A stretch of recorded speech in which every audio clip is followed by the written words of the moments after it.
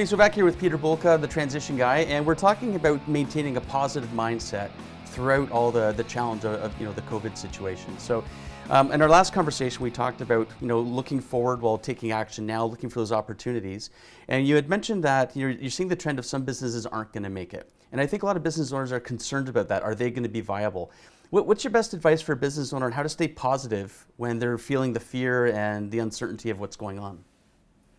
Okay, well, this is quite a delicate balance. First and foremost, you need to surround yourself with positive people. And I don't mean blind positiveness, where they're just going to say, yeah, don't worry, it's all going to be okay, fluffy, fluffy, fluffy, without nothing behind it. That's suicidal. But hey, look, if someone is in a bad position, in a really bad way, they're not going to be positive. We're going to have a lot of business owners out there that are going to be really negative. I'm reading it all the time through various posting, whether it's on LinkedIn, it's on Facebook. I mean, people are just bitching and moaning. And as Stephen Covey says, you've got two circles. You've got the circle of influence and the circle of concern. Most people are focusing on the stuff that they can't do nothing about, the circle of concern. And they're just going to go with the sinking ship. So you need to find somebody you need to find people that are positive first and foremost, but you also need to find people that are quite, experienced.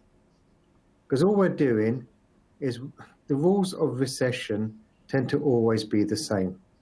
Whenever we go into a recession, we make sure that we firm up the cash. We look at our sort of revenue, where it's going to drop. But more importantly, we look at our cost base. Because actually going into a recession, you can't apply the rules of growth unless you're going to grow in a recession.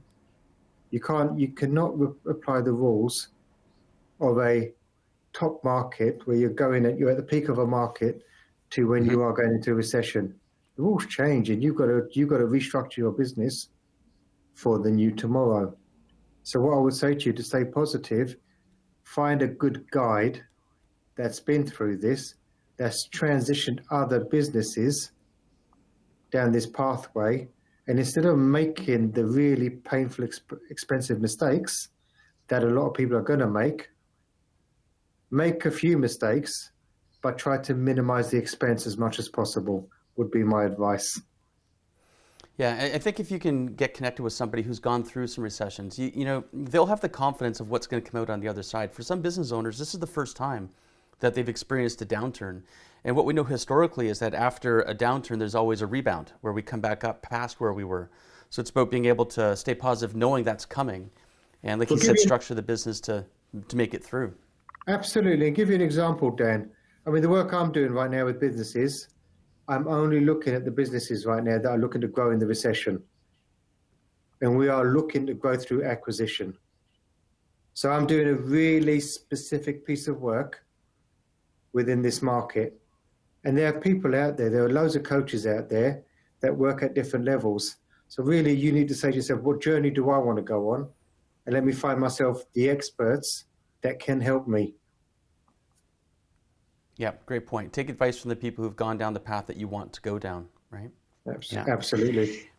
I think another aspect of staying positive, like you said, it can't be fluffy stuff, but get around positive people. But I think positive experiences as well in terms of education, like reading positive books, positive videos. There's a lot of great mentors out there that have shared a lot of great wisdom. See Jim Rohn, for example, Darren Hardy. There's a lot of great folks, a lot of your teachings as well.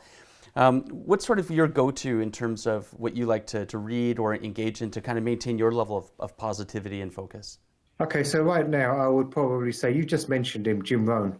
Jim Rohn's fantastic because his stuff is very easy to understand. But right now, and one of his quotes really applies to here we are today. Well, a couple of his quotes. It's never wish you had smaller problems, wish you had better solutions. And that's what people need right now. The problems are there. They're not going to get any smaller. What needs to get bigger are your solutions. And the only way you are going to get better solutions is through educating yourself. And I could not state this enough. Well, the other quote that kind of ties in with that is, work harder on yourself and you can earn a fortune, right? It's work hard on your job, you can make a living. Work hard on yourself, you can make a fortune, right? Which is self-investment. It's the best investment because it never goes away, and you can apply it in so many different areas. Or never wish your life was easier, wish you were better. I mean, that man just Yeah. came back with so many killers, didn't he? Totally, absolutely, and they're also relevant today. And it's interesting. You mentioned about don't wish your problems were smaller. I think that we get the problems we get because it's a challenge for us to learn through and overcome. And guess what? After we do that, more problems, right? We just get more interesting, complicated issues to solve because we're now at a new level to be able to take them on. But the reality is this though, as well. The problems that we're facing, billionaires are facing. Yeah. But they handle it differently. And people say it's okay, they've got a lot more money. Believe you me, they have a heck of a lot more debt as well. But although their solutions are big, I mean, their sort of problems are big, their solutions are always bigger. Great point. So it's recognizing that our solutions need to be bigger than our problems, get around positive people, and continue to self-educate.